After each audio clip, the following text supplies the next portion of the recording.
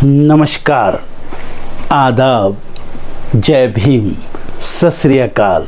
मैं हूँ माजिद सिद्दीकी और आप देख रहे हैं फोकस हिंदुस्तान न्यूज़ चैनल। आज की ख़ास खबरें सब्सक्राइब करें, लाइक करें, शेयर करें। फिर आऊँगा एक ताज़ा खबर को लेकर माजिद सिद्दीकी।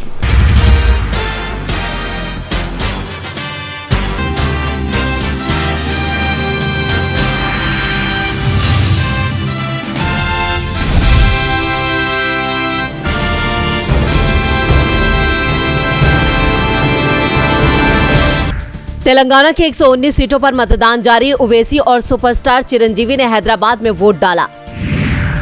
तेलंगाना विधानसभा चुनाव के लिए हो रही है वोटिंग। तेलंगाना बीजेपी प्रमुख जी किशन रेड्डी ने डाला अपना वोट। युवा वोट बैंक पर पीएम मोदी की नजर। प्रधानमंत्री मोदी रोजगार मेले के तहत 30 नवंबर को 51,000 से अधिक युवाओं को देंगे नियुक्ति पत्र। चुनाव परिणाम के पहले आज शिवराज कैबिनेट की आखिरी बैठक। चुनाव से पहले मीटिंग पर राजनीतिक दलों की टिकी नजरें। लोकसभा चुनाव को लेकर बीजेपी ने कसी कमर। आज झारखंड आएंगे केंद्रीय मंत्री अमित शाह। लोकसभा चुनाव को लेकर सियासी सरगर्मियां तेज। बीएसपी सुप्रीमो मायावती आज लोकसभा चुनाव की तैयारियों को लेकर करेंगी बैठक। रक्षा क्षेत्र में आगे बढ़ेगा भारत। रक्षा मंत्रालय की अहम बैठक। देश की सबसे बड़ी लड़ाकू विमान परियोजना पर होगी चर्चा। बीजेपी फर्जी हिंदुत्व के नाम पर जनता को गुमराह कर रही है। छुट्टियों को लेकर जेडीयू का बीजेपी पर बड़ा हमला। यूपी में शीतकालीन सत्र में उठा पुरानी पेंशन बहाली और वित्त विहीन विद्यालयों की मान्यता का मुद्दा। आज भी हंगामे के आसार। दिल्ली में आज बरसेंगे बादल। कल से दिखेगा कोहरे का असर। राजधानी में बढ़ेगी ठंड। संघर्ष विराम के आखिरी दिन हमास ने 14 बंधकों को किया रिहा। 4 थाईलैंड नागरिक भी शामिल। सभी फिलिस्तीनी कैदियों के बदले इजरायली सैनिकों को छोड़ने के लिए तैयार। हमास ने बंधकों की रिहाई के लिए रखी नई शर्त। भारत को लेकर जस्टिन ट्रूडो का एक और बयान। कहा, इंडिया को कनाडा के आरोपों को गंभीरता से लेना चाहिए। जलवायु सम्मेलन में 200 देश शामिल। पीएम मोदी करेंगे शिरकत। कार्बन उत्सर्जन और जीवाश्म ईंधन पर होगी चर्चा। अमेरिकी विदेश मंत्री एंटनी ब्लिंकन पहुंचे इजराइल। संघर्ष विराम और मानवीय सहायता पर करेंगे बातचीत। 16वें वित्त आयोग के लिए संदर्भ शर्तों को कैबिनेट की मंजूरी, पर चेयरमैन और सदस्यों को लेकर नहीं हो पाया फैसला। अगले साल धीमी हो जाएगी वैश्विक अर्थव्यवस्था की रफ्तार। अमेरिका और चीन की विकास दर में भी आएगी कमी। महिंद्रा बोलेरो और नियो की मार्केट में बढ़ेगी मांग। 11,000 से अधिक हुई बुकिंग। गूगल मैप्स एक बदले हुए रंग में आएगा नजर। यूजर्स के लिए रोल आउट हुआ नया फीचर।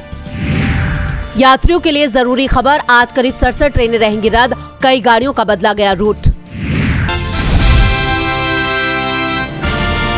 4 दिन से किसान, आज 5 दिन हो, बेमौसम बारिश है, कहाँ ओले गिर गए हैं।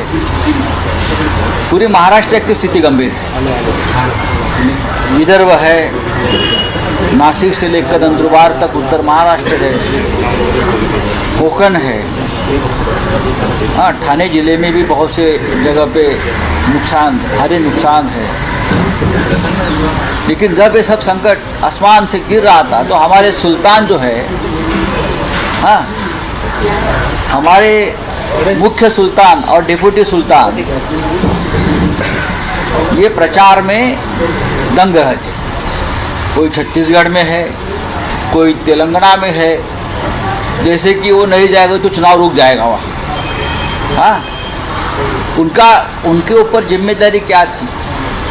यहाँ से खो के लेके जाइए और वहाँ से खो को सुपुर्द करो, बस। लेकिन हमारे 11 करोड़ जनता, किसान उस वक्त जो संकट में थी, आज भी है, उस बारे में ना उनको चिंता थी ना दुख था। अब विधानसभा का अधिवेशन आने वाला है, असेंबली सेशन आएगा, उसके ऊपर सवाल खड़े हो जाएंगे। तो आज चले गए हैं, ये नौटंकी है। गुजरात हाईकोर्ट ने मस्जिदों में अजान के इस्तेमाल पर बैन की मांग वाली जनहित याचिका पर सुनवाई की। बजरंग दल के नेता शक्ति सिंह जाला ने ये याचिका दायर की थी। इसमें दावा किया गया था कि लाउडस्पीकर के साथ होने वाली अजान के कारण नॉइस पॉल्यूशन होता है, जो लोगों और ज्यादातर बच्चों के स्वास्थ्य को प्रभावित करता है। लेकिन सुनवाई करने वाली हाईकोर्ट की बेंच ने इसे खारिज कर दिया। चीफ जस्टिस सुनीता अग्रवाल और जस्टिस अनिरुद्ध पी माई की बेंच ने कहा कि वो ये समझ नहीं पा रहे कि मानवीय आवाज अजान ने ध्वनि प्रदूषण पैदा करने के लिए डेसिबल को निर्धारित सीमा से अधिक कैसे बढ़ा दिया। बेंच ने मामले की सुनवाई के दौरान भी ये सवाल किया, क्या याचिकाकर्ता का ये मामला है कि किसी मंदिर में आरती के दौरान घंटियों और घड़ियों का शोर बाहर नहीं सुनाई देता है? आपके मंदिरों में सुबह की आरती भी ढोल नगाड़ों के साथ 3 बजे से शुरू हो जाती है, तो क्या इससे भी किसी को किसी भी तरह का शोर नहीं होता? क्या आप कह सकते हैं कि घंटे और घड़ियाल का शोर केवल मंदिर परिसर में ही रहता है? क्या ये मंदिर के बाहर नहीं फैलता है? बेंच ने कहा कि वो इस तरह की जनहित याचिका पर विचार नहीं करेगी। साथ ही कहा कि ये सालों से चली आ रही आस्था और परंपरा है जो 5 से 10 मिनट के लिए होती है। सुनवाई के दौरान कोर्ट ने यह भी कहा कि अजान दिन के अलग अलग समय पर होती है। याचिकाकर्ता किसी विशेष क्षेत्र के लिए कोई भी ऐसा डेटा नहीं उपलब्ध करा पाए जिससे ये साबित हो सके कि 10 मिनट की अजान से ध्वनि प्रदूषण होता है।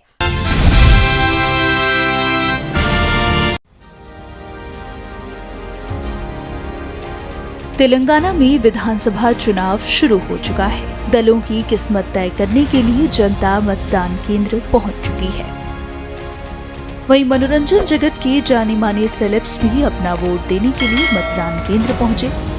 पुष्पा फेम अल्लू अर्जुन ने हैदराबाद के जुबली हिल्स इलाके में अपना वोट डाला। इस दौरान एक्टर अपने फैंस से घिरे दिखाई दिए। एक्टर वोट डालकर और अपने प्रशंसकों से मिलकर मतदान केंद्र से निकले।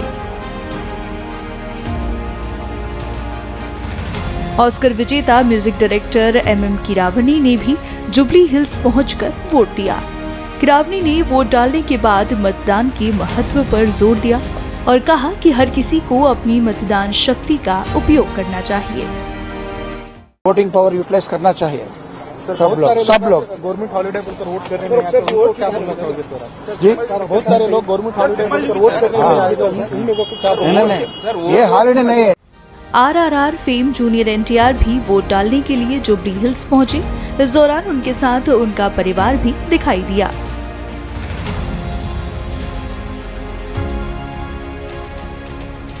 मेगास्टार चिरंजीवी भी वोट डालने पहुंचे। मौके पर एक्टर का बिल्कुल अलग अंदाज देखने को मिला।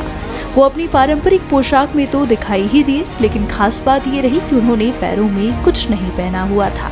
वो नंगे पैर अपना मत देने मतदान केंद्र पहुंचे। –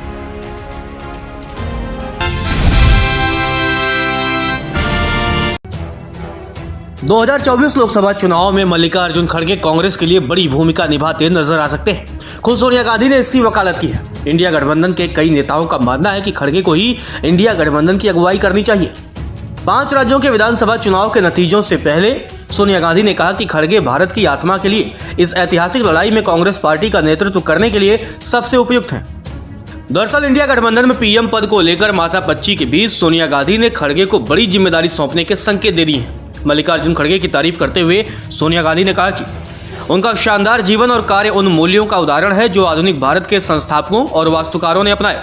अदम्य भारतीय भावना का प्रतीक होकर उन्होंने अपनी लंबी यात्रा में कई विपरीत परिस्थितियों का सामना किया। खड़गे की तारीफ करते हुए सोनिया गांधी ने आगे कहा कि उन्होंने दृढ़ साहस, अटूट दयालुता और तीक्ष्ण बुद्धि के साथ मेरे कई बोझों को साझा किया है। आज वो एक महत्वपूर्ण मोड़ पर कांग्रेस पार्टी का नेतृत्व कर रहे हैं। सत्ता में बैठे लोग संवैधानिक और संस्थागत मूल्यों से बेपरवाह हैं। उन सभी संस्थानों, प्रणालियों और सिद्धांतों को नष्ट कर रहे हैं जिनके द्वारा भारत आज़ादी के बाद से फला फूला है।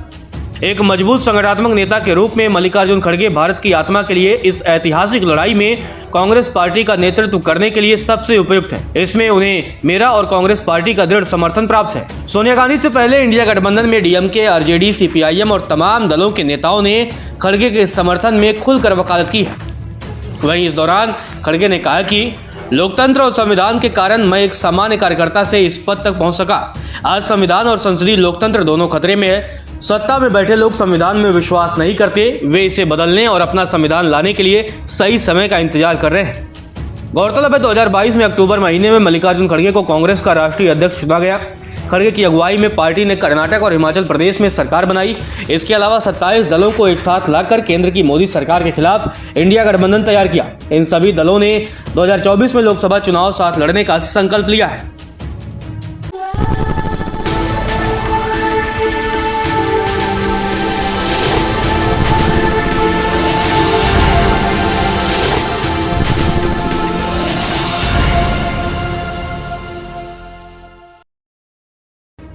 हेट स्पीच को लेकर देश की सर्वोच्च अदालत ने एक बार फिर सख्त टिप्पणी की है। बुधवार को सुप्रीम कोर्ट ने कहा कि सभी प्रकार के नफरत भरे भाषणों के खिलाफ कार्रवाई की जानी चाहिए। फरवरी में नफरत फैलाने वाले भाषणों पर अंकुश लगाने के लिए एक तंत्र बनाने की मांग करने वाली याचिकाओं पर सुनवाई के लिए शीर्ष अदालत सहमत हो गई है।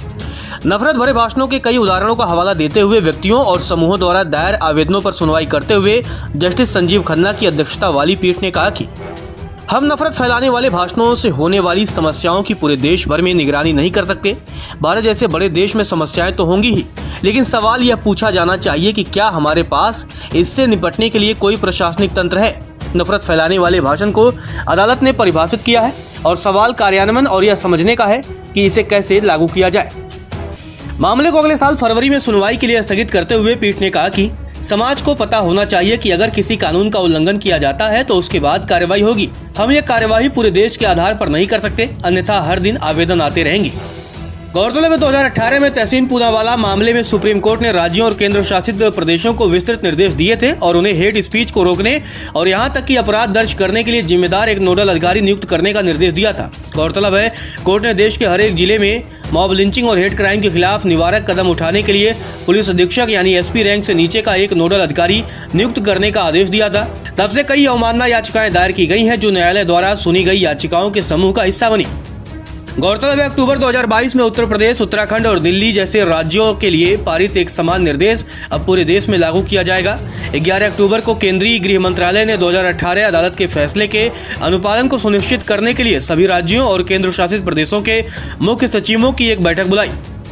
28 राज्यों और केंद्र शासित प्रदेशों में एक नोडल अधिकारी मौजूद हैं, जबकि गुजरात, केरल, नागालैंड और तमिलनाडु राज्यों ने इस पहलू पर कोई प्रतिक्रिया नहीं दी। कोर्ट ने चारों राज्यों को नोटिस जारी कर 4 सप्ताह के भीतर जवाब मांगा है। कुछ आवेदनों में उपस्थित वकीलों ने हेट क्राइम के व्यक्तिगत मामलों को उठाते हुए तत्काल आदेश देने की मांग की ताकि यह सुनिश्चित किया जा सके कि नफरत फैलाने वाले भाषण दोबारा न हो।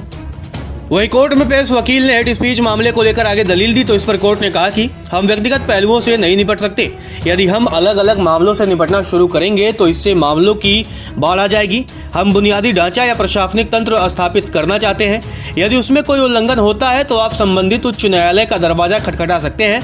अगर हम संविधान के अनुच्छेद 32 यानी मौलिक अधिकारों को लागू करने की सर्वोच्च न्यायालय की शक्ति के तहत सीधे याचिकाओं पर विचार करना शुरू करते हैं तो हमें इसे पूरे बोर्ड में करना चाहिए। हम एक मामले में यह नहीं कह सकते हैं कि हम इसकी सुनवाई करेंगे और दूसरे मामले में हम ऐसा नहीं करेंगे।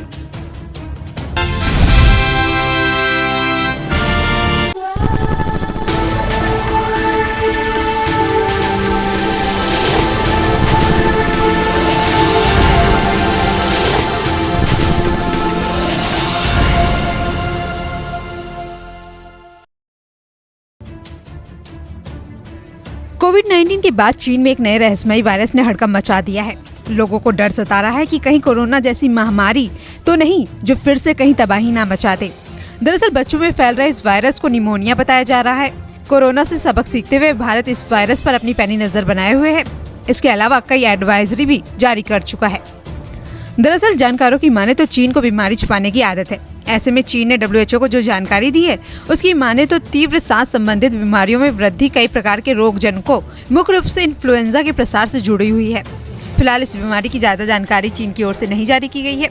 ऐसे में WHO ने इस प्रकोप के बारे में ज्यादा जानकारी देने के लिए बीजिंग से अपील की है।